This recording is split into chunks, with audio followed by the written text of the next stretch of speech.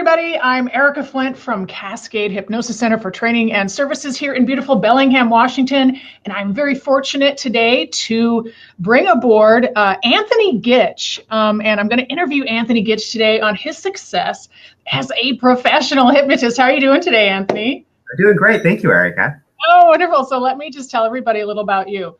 Anthony is Seattle's insight guy. He absolutely loves what he does. And I knew this from the moment that I met him because he has a lot of really great energy. And he says he gets to help people realize how amazing they really are. And you took the class here in Bellingham in 2016, and you've just been growing your business like crazy ever since. So welcome today, Anthony, and tell us a little about yourself and a little about your practice.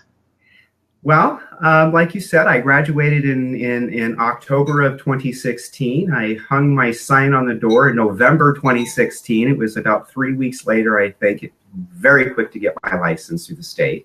Mm-hmm. And 6 months later, I had quit my 15-year career as a massage therapist and went full-time. And I've been growing and growing ever since. It hasn't been easy. It hasn't been easy. I'm not going to mislead anybody and say that it all fell in my lap that fast, but it's been worth it. Yeah, I don't think it's easy. It's fulfilling and it's worth it. If it were easy, everybody would be doing it, right? Correct. Yeah, absolutely. Very good. So why did you decide to become a hypnotist? Why did you decide to leave your 15-year career and become a hypnotist? Well, originally I had read an article in a massage magazine about continuing education hours in hypnosis, and I was like, well, that's interesting. It sounds like something that would be fun to do, help my clients get a little bit more pain control. And as I looked into that program, I realized that there was more behind it than what I thought could be. And that's when I started doing research, and I was lucky enough to find you. And I spoke to you on the phone. And when you and I spoke, we connected. You understood the language I was speaking through the work I had done with Codependents Anonymous and the World Service Organization there, and all of the work I had been doing with the facilitation work of Byron Katie's work and nonviolent communication. And you said, you know, all of that kind of melded into what you did as a five-pather. And so it motivated me, and I was on board that moment. Very good. So what about now? What do you think now that you've been doing it a couple of years? Is all of that previous experience of yours, has it been fruitful and helpful for you?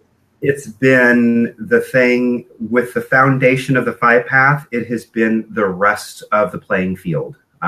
Without all of those previous experiences, that 20 years working the program of Codependents Anonymous, that there's all of those pains and struggles that I had to personally go through in my own life, has made me exactly the person I need to be to do the best work I can do as a hypnotist. That's fantastic. Yeah, there's a lot of students who they're not sure if they're quite ready to become a hypnotist because they have some of their own issues. But I just like to tell people, you know, the training itself will help bring some of that out and help you heal and work through some of that. Was that your experience too? It was my experience. In fact, I think I even shared this in class when you were teaching us how to teach seventh path. Mm-hmm. I had gone through, I believe it was either the third or fourth recognition that we were learning. And I had a life-changing experience. It, in just a matter of the flash of a second with my subconscious mind, we all know the way that works, I was able to release trauma that I had been dealing with for more than 30 years through regular Western channels and had never found any relief for. And it was done, like I said, in a matter of one evening. My whole life changed in how I dealt with certain issues, and it has blown away my family and everybody who knows me. That's fantastic. Yeah. And I'm not sure that everybody knows that, quite frankly. I think a lot of people believe that when we're hurt or something bad happens to it, like time heals all wounds and we have to wait, you know, decades or centuries to just start feeling better. So can you talk a little more about what that was like for you? Because you know, that's one of the promises that I love about hypnosis. Hypnosis works even when everything else has failed, and things can change in a flash. So, you know, what was that like for you? Well, so for me, you know, the experience had been, I had spent a majority of my life from my early 20s all the way through all my 20s into my early 30s being ready to pounce on any opportunity I had to justify helping someone that I thought was being put down by a female in charge. If it was a male in charge doing it, that's the way it goes, man. That's the way it happens. But if a female in any kind of a situation would step up and start to criticize somebody or to keep them down, I was right there in their face. I didn't care who they were in the company. I had lost jobs from this issue in the past. And it all came, I never knew what it was. You know, I'd been told I hated women. I had been needed on medication. I was told all this stuff. Well, then I finally did Seventh Path, had the experience of reliving what had happened to me in 7th grade by 3 female administrators at a school I went to, where I was humiliated, and my whole life changed from that moment. I got out of drama, I got out of choir, I got out of everything that had to do with my personality, and was shut down by them, not intentionally on their part. They were just doing what they felt they needed to do. And I had a big problem with women in authority ever since then. And so like I said, when I felt like they were being inappropriate, I was right there to try to make them feel the same way I felt when I was in 7th grade, right? To fix that. And once I was able to do the forgiveness work around that, it was done, gone. What was that like? How did that feel to like be rid of that feeling? So freeing, so freeing. It is amazing to be able to have somebody cross my boundaries and be able to relate to them in a compassionate, empathetic way like I would anybody else now, instead of just blowing up and shutting them down and trying to push them down into a malleable little, you will do what I say sort of thing. So yeah, it's been extremely freeing for me. And how do you think that, I mean, because this is super interesting for me, because I think a lot of hypnotists and a lot of students that train with me, they all have different backgrounds. And some of them think, you know, I have to have or they ask, do I have to have a degree in psychology? Do I need all this extensive higher education in therapy or something like that? And the truth is, you just really need to have, you know, life experience, and your life experience is what's going to help you be an awesome hypnotist. So how do you take, you know, your personal experience and translate that to how you're helping clients? Can you talk about that? Yeah, well, I mean, you know, like I said, I've been in recovery for a long time, and I'm honest about that. I'm open about it, which makes some people uncomfortable, right? Because, gosh, we have to hide what isn't right about us. And I celebrate those things. I celebrate those things because those are the things that make me the therapist that I am, right? When I've been to a coding, a 2-hour coding every day for 6 years, and I listened to 60 people talk about their problems in all that time, and help, you know, 30 or 40 of them through the 12-step process. I've heard everything under the sun. I've heard every excuse. I've heard everything. And so I can relate to it, and I can listen to it, and I can go, all right. And I'm not afraid to call people out when I hear them using victimization as currency, right? And sometimes they need that. Sometimes they need that shock value. Yeah. And so I take all of those skills that I learned in that part of my life, and I bring it into the hypnosis. And so that's where I am a little bit different, because I don't mind telling someone who's sitting in my chair across from me, shut up, you're being a victim. You need to stop. This is bullshit. And that's exactly how I talk to them. And sometimes it's shocking to them, and that's the intent, right? We need to snap them out of that loop they're stuck in and bring them to a different place. And sometimes, you know, some people aren't confident enough to do that. But because of all the work I've done with other people and other programs, I'm just, what you see is what you get. Yeah, very good. So, you know, taking it a step from there, what would you say to people out there that are thinking, you know, I don't know, like, I want to be a hypnotist, but I don't know, I've got my own issues right now, and I don't know if that's going to be enough for me to do this work. What would you say to them? I would say do it. You know, I mean, just the fact, especially if you can do it and learn the process of 7th Path, learning the process of 7th Path and learning the way that we do things and the way that these mechanisms work within ourselves provides us with our own internal guidance, right? And how we can change and grow. And when we can look at ourselves that way and put that on ourselves, we can now see the world differently, and sometimes help them see it through their perception and view it, help them change that in conscious ways, right? And I think that that's important to do, is to step out there, look at your own shit just for what it is, and accept it, revel in it, celebrate the fact that you're a Yeah. human being and that you get to learn. Go against the status quo, right? Yeah, we want better results. We've got to start doing things differently. So if you're just joining us, I'm here. My name is Erika Flint from Cascade Hypnosis Training, and I'm here with Anthony Gitch. And Anthony, your practice is in Seattle, right? Yes, West Seattle. West Seattle. Tell us about it. What is it? What is that like being a full-time hypnotist?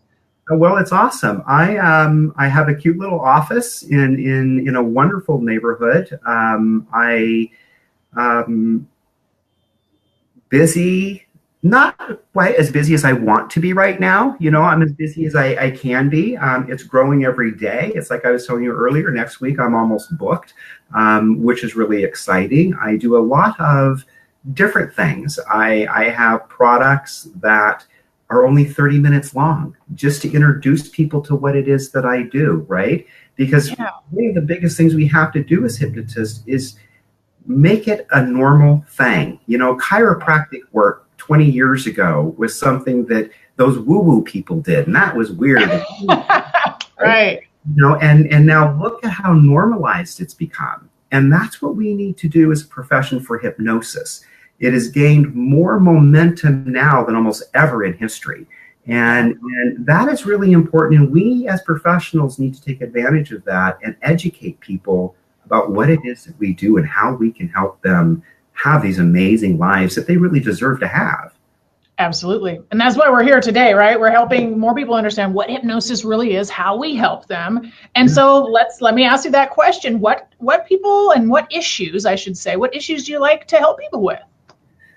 I like to help people with any kind of issue that they have. It doesn't matter, right? I'm not here to judge anybody on their issues. I'm here to free people of judgment of their issues. Mm-hmm. So if they come to me, I don't care if they're a vicious perpetrator. I can learn as much from that, helping that vicious perpetrator forgive themselves and learn how to start moving through their lives in a healthier way. I can learn as much from them as I can from the person that was their victim, right? And teaching that victim of theirs how not to be a victim anymore, how they can take back control. So both ends of the coin are really, really valuable tools for us to be able to set with and be comfortable with.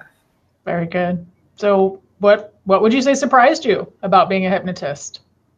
What surprised me? What surprised me the most, I think, was how many hypnotists there are out there. Mm-hmm. In West Seattle alone, I have got 20 some odd hypnotists in a 3-mile radius of me. And until I opened up my door, I didn't know that. I thought for sure I'd be the only hypnotist in West Seattle, right? Because I had never heard of hypnosis work except for positive changes. And I find now that, oh my God, we are everywhere. So what does that mean? What do you think that means? I mean, here, like in Bellingham, there's a bunch of hypnotists too, but really I can only serve maybe, because I'm training and everything as well, but maybe 6 to 10 people a month. So that's 120 people a year. That's really not enough. So when we do the deep work, there's a lot of time and effort that goes into it. So I don't know, the more good hypnosis work there is, I think we're going to get more and more hypnotists. So good hypnotists are always going to raise the level of professionalism everywhere. So what do you think? I agree with that. And I mean, you hit it on the nail. It has to be good hypnosis. Right. There are people out there who do hypnosis, but where are their ethics? What is their intent? And how are they helping their clients? Are they more interested in get them in, get them out? Or are they more interested in really what is driving their client? What is driving that behavior? What are they in it for? That's the biggest thing. Well, what about you? What are you in it for? I'm in it because I want to change the world. I want to seed my community with as many happy people as I can, because when we toss those happy people out into the community, happy people breed happy people. And that's happy right. people can walk around and support each other, and they can collaborate, and they can learn how to improve the world, right? And that's what's important to me, is what kind of a imprint can I leave on my community that best represents how I feel about the world. Excellent. Yeah, when we help our clients, they become better mothers, fathers, sisters, brothers, better employees, better at everything. So we get the ripple effect there, and we see it all the time in the office when people are just responding and reporting that, relationships are improving, they're sleeping better, all of those things. And you're making a difference in the community when you get those kind of results from your clients, right? Absolutely, absolutely. And it's exciting. I received a phone call one time from a woman, and I told her, she goes, "You've been seeing my husband." I thought, uh-oh. And I immediately went to, I'm not going to be able to talk to you about any of this just because of HIPAA guidelines, yada, yada. And she says, "No, I don't want to talk to you about any of it. I want to thank you for giving me back my husband and giving back the father to my children." Wow. And I was like, wow, well, you are more than That's welcome. Amazing. It made my whole month. I mean, how often do we get to hear that? And that's exciting to be able to know that you've been able to create or be able to guide somebody to make that change for themselves. Because I don't do anything but guide, right? Right. The clients and our changes come from within them, and that's a good point to make. Hypnosis isn't mind control. Everything that we're doing with our clients is helping them realize their own internal strength and goals, right? Yeah. And it's, so far it's working out wonderfully. Yeah, very good. So what would you say to any brand new hypnotists? There's a lot of new hypnotists out there. What would you kind of wish you would have known a couple of years ago when you got started? If you could go back in time, what would you do differently? I think the biggest thing that I wish I would have known a little bit more then was that, even though we have this phenomenal process called 5-Path, sometimes it takes more than 5 sessions. Because, and this is all things you learn as you're going through things, which is why I think it's important to know as a newbie. As clients change, there's this constant transmutation going on as the clients are sitting in our chair. And so as that change is occurring, their wants and their needs change. Yeah. And so as we're moving through the process, we may have to see them 10, 12 more times, depending upon, because their needs are changing as they're growing. And a lot of them are so excited about the change, they want to keep working with us on that and other things too, which I absolutely love to happen. Yeah, and so that was a thing that I wish I would have been a little bit more understanding on, because I was like, at the end of 6 sessions, I was like, all right, they haven't gotten everywhere they needed to be because they had 10 things that we were working on. But I was, that first client, I almost started to bring that on myself, that I wasn't able to provide the services that they needed. When in fact, I did provide everything they needed. They just needed more than 5 sessions. Yeah. They had multiple issues, and as the onion unpeeled, those issues started to reveal themselves. Yeah. And that's a good point. Yeah. We need to make sure that we give ourselves permission to grow within our work as well, and to be able to grow with our clients and allow them to drive that process. Yeah, and we should always be checking in with our clients and making sure we're giving them the results that they want. But the best we can really do ahead of time is give them on average how long we think it might take. What I like to do is just check in with them and see where we're going and where we're headed and how things are moving along. And if there's any change in my estimation of how many sessions it will take, I just tell them as soon as possible. It really is impossible to predict the future and predict what's going to change for our clients. The reality is, if they knew exactly how to fix their own issue, they wouldn't have to come see us in the first place, right? Right. Yeah. So, and I mean, thank goodness for human beings being human beings, because it keeps us employed. That's right. Very good. Well, I want to say, Mary Lou, thanks for your comments. And she says, Mary Lou says, I want to change the world too. And I think it really resonates with a lot of hypnotists that I know, and a lot of my students, a lot of my grads, who just want to make the world a better place, right? We just want to help one person at a time. And that one person usually needs to start with us, right, Anthony? Absolutely. You've got to do the work on yourself first, because otherwise you can't see the tree through the forest, or however that goes. You know what I mean? You've got to be able to recognize that in yourself. And like you said, celebrate it, right? Yeah. Celebrate your uniqueness and your difference. Yeah. And we're not designed to always fit in perfect mold that society has designed for us. So we need to step out of that and be okay with it. Yeah, we're perfectly imperfect. That's right. Very good. Anything else you want to share with our audience today, or anything you want to tell your clients? Anything you want to say? I think the only thing that I can say is go out there and do what feels best in your heart. Follow your intuition, follow your love. If you feel that this is the right fit for you, don't wait, don't hesitate. Jump on board, get involved. And, I'll tell the people that are out there getting started, and those of you who are maybe wondering, well, how can I get into this full time? I'm only doing it part time.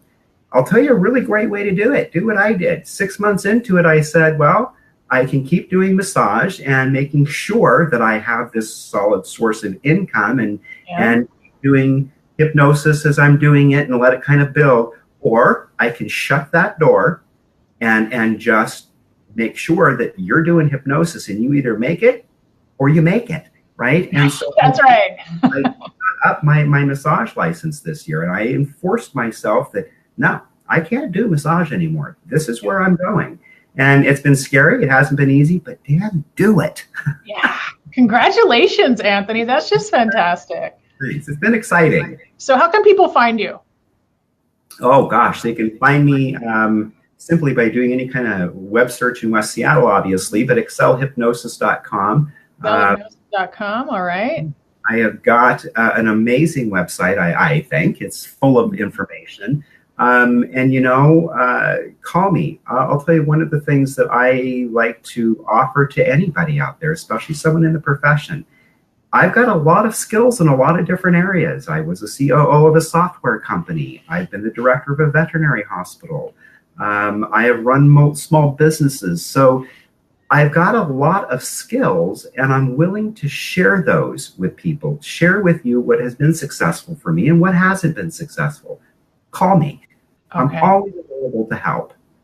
That's very generous of you, Anthony. I really appreciate it. And that's how we can help the world, get better, and not just by helping one person at a time, but sharing how we do it and sharing our techniques and our best practices. So thank you so much for being here today. I've just displayed your website there for all of our viewers, and I'm going to display mine now. So you can find me. I'm Erika Flint at CascadeHypnosisTraining.com.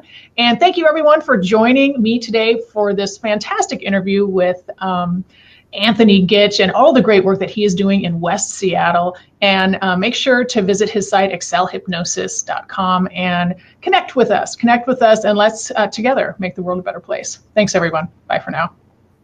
Thank you, Erika.